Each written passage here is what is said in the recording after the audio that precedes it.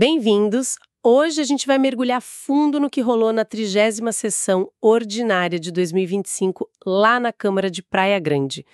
Nossa fonte aqui é a transcrição oficial mesmo, tá? E olha, vou te dizer, foi uma sessão longa e com muito debate, viu? A nossa missão aqui não é só repassar tudo, mas tipo assim, pegar os pontos-chave, sabe? As decisões importantes, aquelas discussões que mostram bem o clima da cidade. Vamos nessa? Isso aí. E teve de tudo um pouco, né? Começou com aquela história de vídeo viral, fake news, que já levantou um debate sobre a imagem da Câmara, e foi até, assim, discussões bem quentes sobre a tal taxa do lixo.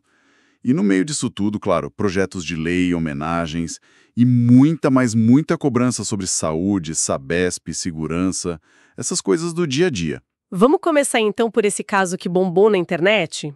Do vídeo com a vereadora, o barulho. O que foi aquilo exatamente? Pois é. Quem trouxe isso para a sessão foi o vereador Cadu Barbosa. Começou a circular um vídeo que parecia mostrar um som bem constrangedor, né? Aquele gemidão do WhatsApp, durante a fala de uma vereadora. Mas assim, logo ficou claro que era montagem. Uma fake news clássica. Ah, entendi. Mas o interessante nem foi o gemidão em si, né? Foi o que veio depois. A discussão que isso gerou. Exatamente. Foi o gancho perfeito para um debate muito necessário sobre desinformação, sobre fake news. Vários vereadores pegaram a palavra, muito preocupados, lembraram até de casos trágicos como aquele linchamento em Guarujá anos atrás, que começou por causa de uma notícia falsa. Falou-se muito da responsabilidade de compartilhar as coisas, sabe? Sim, o perigo é real. E mostrou uma preocupação grande com a imagem da própria câmera, né? Como as coisas podem ser distorcidas online. Chegou ao ponto de falarem de um advogado que se ofereceu para ajudar vereadores que fossem vítimas desses crimes digitais, né? Isso mostra o tamanho do problema. Exato. Mostra como esse ambiente online, essa desinformação, afeta diretamente a política local, a imagem da instituição e a segurança dos próprios políticos. É uma realidade nova para lidar. Tá, então saindo um pouco dessa questão digital, que já deu o que falar, e indo para o trabalho legislativo mesmo. A sessão foi produtiva nesse sentido? Projetos, homenagens? Foi sim, teve um lado bem propositivo. Vários projetos de lei foram apresentados, sabe, tocando em pontos sociais, de saúde importantes.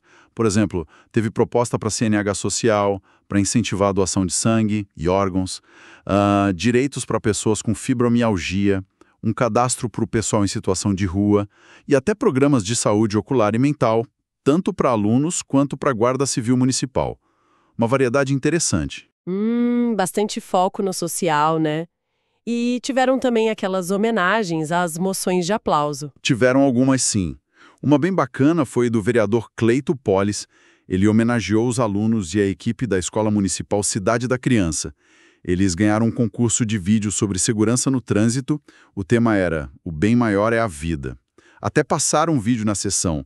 Foi legal, um reconhecimento para o trabalho da escola. Que legal! Valorizar a educação assim é importante. E teve outra moção sobre um evento da prefeitura, não foi? Ação e Cidadania. Isso, essa foi do vereador Gordinho do Povo, elogiando o Ação e Cidadania, aquele evento que leva vários serviços da prefeitura para os bairros, né? A moção destacou como isso ajuda a aproximar a prefeitura do pessoal, especialmente quem mora mais longe ou tem dificuldade de ir atrás dos serviços. Mas nem tudo foi só aplauso, né? Ouvi dizer que teve uma moção de apelo sobre os pedágios free flow que gerou um certo atrito. Foi isso? Gerou sim. O vereador Martins propôs essa moção de apelo ao governador. A ideia era pedir isenção ou pelo menos um desconto nos pedágios novos para quem mora ou trabalha em Praia Grande. E por que deu atrito? Qual foi o problema? Aí o vereador Cadu Barbosa interveio. Ele lembrou que a própria Câmara já tinha aprovado um tempo atrás uma moção de repúdio contra esses mesmos pedágios. Então, o questionamento foi: como a gente repudia e agora pede desconto? Ficou meio contraditório na visão dele. Ah, entendi a questão. Outros vereadores entraram na discussão, alguns defenderam que as melhorias na estrada justificariam o pedágio, outros acharam que não era a hora para isso, que os prefeitos já estavam cuidando. Enfim, No final das contas, essa moção de apelo foi rejeitada. Interessante, isso mostra uma divisão não só sobre o pedágio em si, mas sobre qual a melhor estratégia para a Câmara lidar com o governo do Estado, né? Se é bater de frente ou tentar negociar. Uma tensão política clara ali. Exatamente.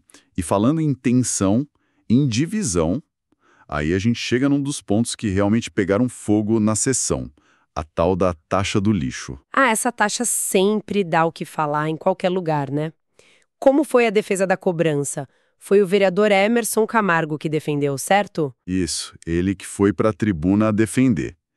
E ele trouxe vários argumentos. Primeiro, disse que a taxa não é exatamente nova, que ela já existia, só que estava meio escondida dentro do IPTU. Argumentou que separar a cobrança e basear no tamanho do imóvel ou no tipo de comércio seria mais justo, usou a palavra equidade. E o ponto principal da defesa dele foi o marco legal do saneamento básico. Ele disse que essa lei federal obriga os municípios a terem uma cobrança específica para o serviço de lixo, senão o prefeito poderia até responder por improbidade. Ele chegou a dar números para justificar, falou de custo, alguma coisa assim? Falou sim. Mencionou um número impressionante. 13 mil toneladas de lixo descartado errado por mês na cidade. E que isso consome uns 6% do orçamento municipal para ser recolhido. E destacou também uma coisa que talvez pouca gente saiba, que tem um desconto de 20% na taxa para comércio que comprovar que faz reciclagem. A defesa foi bem focada na legalidade e na necessidade financeira, sabe? Ok, essa foi a defesa, mas a oposição veio forte, pelo que entendi. O vereador Marcinho MJ não concordou com nada disso, né? Aí o clima esquentou. Nossa, esquentou muito. Ele foi duro. Classificou o que ele considera um aumento como abusivo. Deu o exemplo dele mesmo. Disse que a taxa residencial dele aumentou tipo R$ 600 no ano e projetou valores altíssimos para comércios grandes, falando em taxas que poderiam passar de 1 milhão por ano. Foi bem enfático nisso. Criticou também a forma como a prefeitura comunicou o aumento para as residências, chamou de Kinder Ovo, porque veio a surpresa na conta sem muito aviso prévio, segundo ele. E ele questionou a legalidade também, não foi? Diferente do outro vereador. IPTU, e que isso poderia ser bitributação, o que a lei proíbe. Ele usou palavras fortes, chamou a lei de projeto da maldade. Ficou muito clara a divisão. De um lado, a visão da gestão, focada na sustentabilidade das contas e na obrigação legal. Do outro, a visão do impacto no bolso do morador e do comerciante, considerado excessivo e talvez ilegal. Um embate direto. Essa divisão sobre custo versus serviço parece que foi a tônica, né? E outro serviço que foi muito criticado foi o da Sabesp. O que apareceu de reclamação? Olha, Sabesp foi chuva de reclamação. Vereadores de vários bairros diferentes trouxeram queixas que parecem ser bem comuns na cidade. Falta d'água constante, pressão muito baixa na rede, aqueles hidrômetros que o pessoal jura que está medindo ar em vez de água, e contas com valores que o pessoal considera absurdos. Falaram em casos de R$ 5.000, teve um que mencionou até R$ 30.000 que foram considerados indevidos pelos moradores. Nossa, R$ 30.000? Pois é. Além disso, reclamaram muito das obras da Sabesp, que abrem buraco e demoram para fechar, deixam a rua ruim, e, no geral, a dificuldade que as pessoas têm para conseguir resolver qualquer problema com a empresa. Parece que é um parto. Ou seja, não é um probleminha aqui ou ali. Parece uma insatisfação bem generalizada com o serviço deles. Exato. O vereador Márcio Alemão até leu uma resposta que a Sabesp mandou para ele justificando a redução de pressão durante a noite para economizar água. Mas ele mesmo contestou na hora. Disse, olha, a falta d'água não é só de noite, acontece de dia também. O volume das queixas foi tão grande que anunciaram que vão marcar uma reunião dos vereadores com a Superintendência Estadual da Sabesp para tratar especificamente dos problemas de Praia Grande. Ou seja, a pressão chegou num nível que exige uma resposta mais séria da empresa. Da água para a saúde, então. Outra área que costuma gerar muita reclamação. O que foi levantado nessa sessão? Na saúde, a situação também parece complicada. O problema mais citado disparado foi a demora nas filas. filas para conseguir consulta com especialista e para fazer exame. Mencionaram especificamente oftalmologia, ultrassonografia, cardiologia, com relatos de milhares de pessoas esperando há muito tempo. Além da espera, teve críticas sobre a qualidade do atendimento também. Teve sim. Falaram sobre o atendimento de ortopedia, mencionaram até possíveis sequelas depois de cirurgias, apontaram também uma coisa que parece ser um problema antigo: a falta de dentistas que atendam pacientes com necessidades especiais.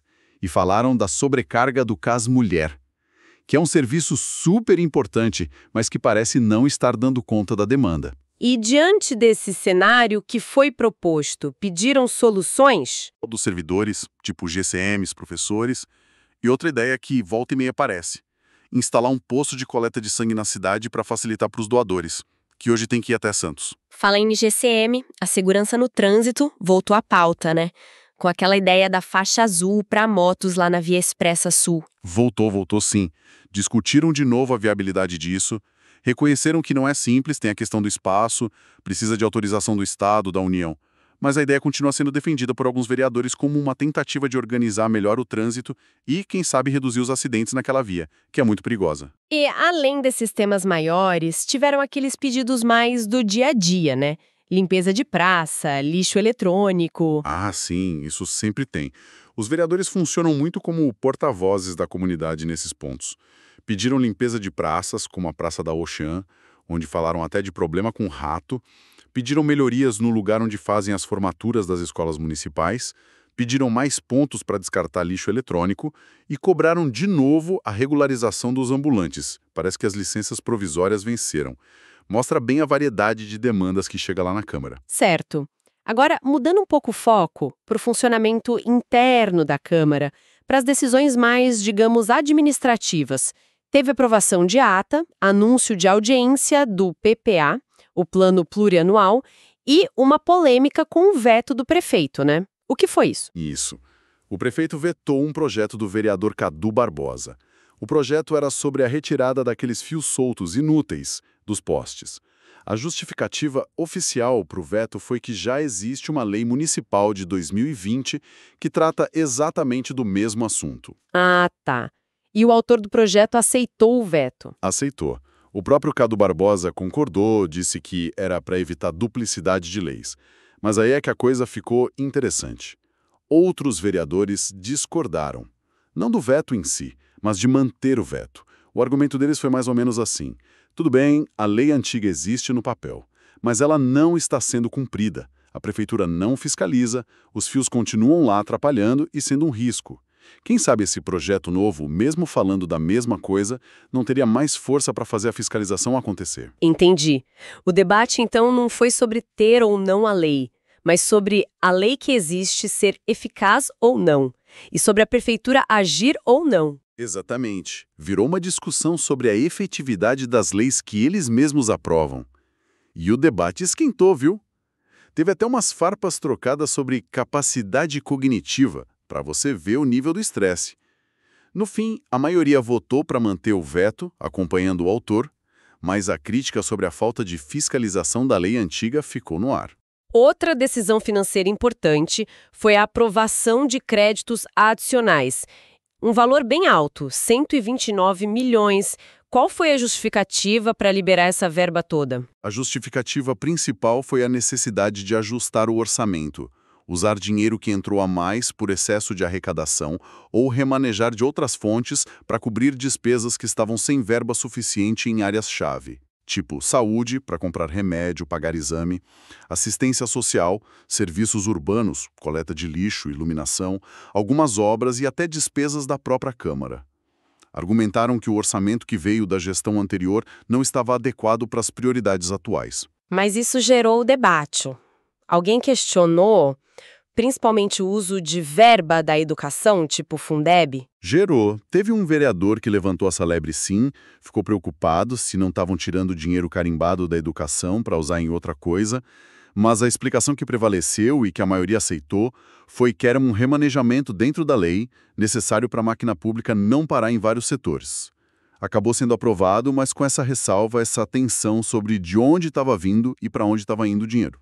E ainda sobre decisões internas, aprovaram uma lei complementar que mexe com engenheiros e arquitetos da prefeitura, né? Permite que gente de outras secretarias ajude na Secretaria de Urbanismo, a CEURB. Qual foi a ideia aí? A ideia principal, segundo a justificativa, foi dar uma desafogada na CEURB. Parece que tinha muito processo de aprovação de projeto parado por falta de gente para analisar e isso estava gerando muita reclamação. Então, a lei permite usar, temporariamente, engenheiros e arquitetos que trabalham em outras secretarias para ajudar a analisar esses processos e fazer a fila andar. Pensando em agilidade, parece fazer sentido. Mas isso não gerou nenhuma preocupação? Gerou, sim. Durante o debate, levantaram alguns pontos. Será que isso não desestimula a prefeitura a fazer concurso para contratar mais gente especificamente para a CEURB, que é onde precisa? Como esses profissionais vão ser pagos por esse trabalho extra? Não tem risco de alguém analisar um projeto sem ter a especialidade exata? Ou até de ter algum tipo de direcionamento? Então, apesar de reconhecerem a urgência em destravar os processos, essas preocupações com essa solução meio tapa-buraco e seus possíveis problemas foram colocadas. Mas, no final, a necessidade de agilizar falou mais alto e a lei passou. E aí, para fechar a sessão, teve aquele momento da explicação pessoal, onde cada vereador tem um tempinho para falar o que quiser. O que marcou esses momentos finais? Foi quase um resumo das tensões e dos temas que rolaram durante toda a sessão. Teve vereador voltando a criticar a Sabesp, com mais exemplos de problemas. Outros defenderam os projetos que tinham sido aprovados. A vereadora Janaína Baladeiras fez um desabafo bem forte, falou sobre ter sido absolvida num processo na justiça e criticou muito o que ela chamou de assédio, de ataques que ela sofre por perfis falsos na internet. Então a questão da imagem, do ambiente digital que começou a sessão voltou com força no final. Voltou sim. E também teve mais debate sobre prioridades de investimento. Por exemplo, questionaram se valia a pena gastar com uma arena de eventos lá em Solemar, se o bairro ainda tem outras necessidades básicas. Teve discussão sobre a postura de alguns colegas durante os debates mais quentes, sobre a relação entre a Câmara e a Prefeitura. Foi um fechamento que espelhou bem a intensidade e os principais assuntos que movimentaram a sessão toda. Ufa! Realmente, uma sessão só e a gente tem um retrato bem complexo da gestão da cidade, né?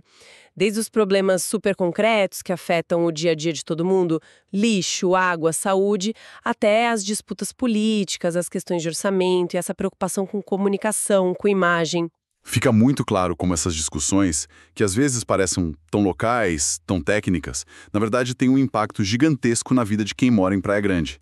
A qualidade da água que sai da torneira, o valor da conta de luz ou de lixo, o tempo que se espera por um exame médico, a segurança na rua, tudo isso, de um jeito ou de outro, passa por essas decisões e por esses debates na Câmara. Então, se a gente fosse resumir, o que dá para tirar de mais importante disso tudo? Além dos temas óbvios, essa sessão parece mostrar bem essa tensão constante, né? Entre visões diferentes sobre o que é prioridade, a dificuldade que é entregar serviço público de qualidade para uma cidade que cresce tanto, e essa batalha sem fim contra a desinformação na política. E talvez fique uma provocação final, sabe? A sessão mostrou que existem canais para reclamar, para debater. A gente viu isso com a Sabesp, com a taxa do lixo, com a saúde. Mas assim, para além de ir lá no microfone da Câmara reclamar, quais são os mecanismos que realmente funcionam para que a solução chegue lá na ponta, para o cidadão? E como é que a gente garante que os responsáveis, seja a Prefeitura, seja a Sabesp ou quem for, realmente prestem contas pelos resultados ou pela falta deles? Fica essa reflexão sobre a efetividade desse controle social, né? Algo para a gente pensar.